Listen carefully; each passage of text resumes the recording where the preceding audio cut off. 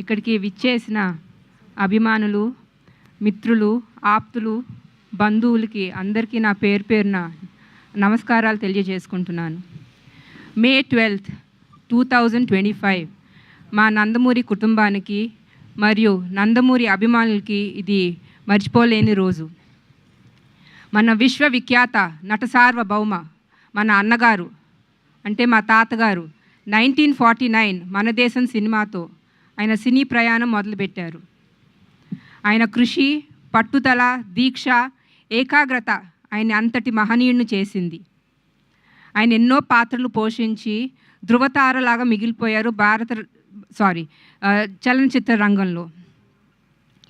ఆయన మొదలుపెట్టిన ప్రయాణం తర్వాత రెండో లెగసీ కింద మా పెద్దనాన్నగారు హీరోగా నందమూరి హరికృష్ణ గారు, మా బాబాయ్ నందమూరి బాలకృష్ణ గారు సినిమా ఫోటోగ్రాఫర్గా మా నాన్నగారు నందమూరి మోహనకృష్ణ గారు ముందుకు తీసుకెళ్తాం జరిగింది. అట్లాగే మూడో తరంలో నుంచి వాళ్ళ మనవాళ్ళు కూడా లెగసీని ముందుకు తీసుకెళ్తున్నారు. ఇవాళ నాలుగో తరంలో నుంచి అంటే నందమూరి తారక రామారావు బసవరామ తారకం గారి ముని మనవడు, పెద్ద ముని మనవడు, నందమూరి హరికృష్ణ గారు లక్ష్మీకుమారి గారి పెద్ద మనవడు, మా అన్నయ్య పెద్దన్నయ్య జానకిరామ్ నందమూరి జానకిరామ్ ప్రభాదీపిక గారి పెద్ద కొడుకు ఇవాళ భారత చలనచిత్రకి పరిచయం అయ్యారు. ఆయనే మా నందమూరి తారక రామారావు. మా తాతగారు ఎప్పుడు స్త్రీ పట్ల చాలా గౌరవం చూపించేవారు.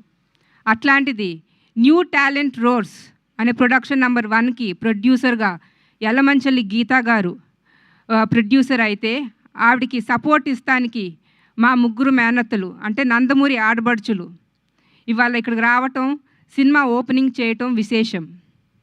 అట్లానే మా నాన్నగారు నందమూరి మోహనకృష్ణ గారు ఎన్నో సినిమా ఫోటోగ్రఫీ చేశారు తాతగారికి మరియు మా బాబాయ్ గారికి.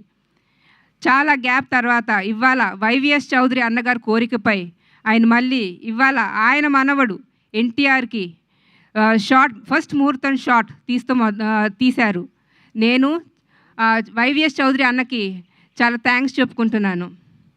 అట్లానే వైవిఎస్ చౌదరి గారు తాతగారికి వీర అభిమాని కన్నా కూడా భక్తుడని చెప్పచ్చు. అందుకునే ఇవాళ ఈ పవిత్రమైన స్థలంలో ప్రాంగణంలో వేదికగా ఆయన ఎంచుకోవటం నాకెంతో ఆనందం కలిగిస్తుంది.